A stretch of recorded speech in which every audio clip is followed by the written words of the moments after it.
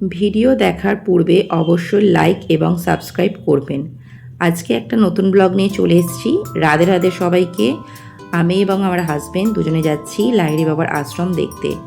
অনেক দিন ধরে আমার হাজব্যান্ডের পরিকল্পনা ছিল, তো আজ সেটা গত রবিবার সেটা পূর্ণ হয়েছে। তো এটা আমি কিছুদিন পরে ব্লগটা দিচ্ছি।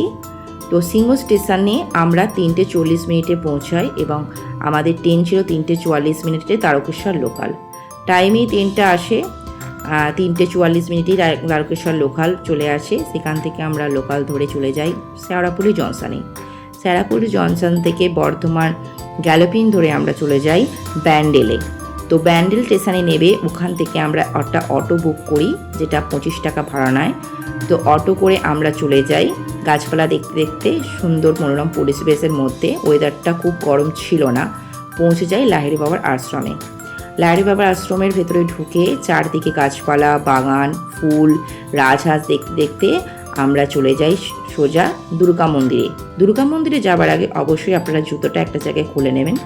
মাথায় পিছু 2 টাকা করে ভাড়া নেয় জুতো রাখার জন্য।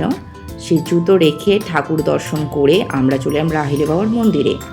লাহিড়ী বাবার মন্দিরে আমরা প্রবেশ করে বাইরে কিছুক্ষণ ফটো তুলে চলে যাই ভেতরে। ভেতরে প্রবেশ করলে অবশ্যই আপনাদের ফটো ভিডিও কিছুই তুলতে দেবে না, তো বাইরেই ফটো ভিডিও আপনারা তুলতে পারবেন। কিছুক্ষণ পর থাকার পর দেখলাম আরতি শুরু হলো। ঠিক 5:30টায় আরতি স্টার্ট হয়। আরতি দেখা হয়ে যাবার পর আমরা বাইরে কিছুক্ষণ ঘুরি। তো এখানে ভোগও খাওয়ানো হয়।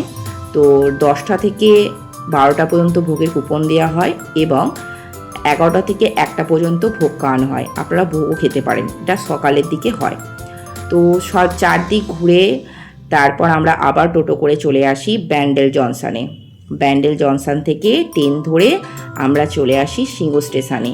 এটাই ছিল আজকে আমার একটা ছোট্ট ব্লগ। সবার নিশ্চয়ই ভালো লেগেছে। টাটা।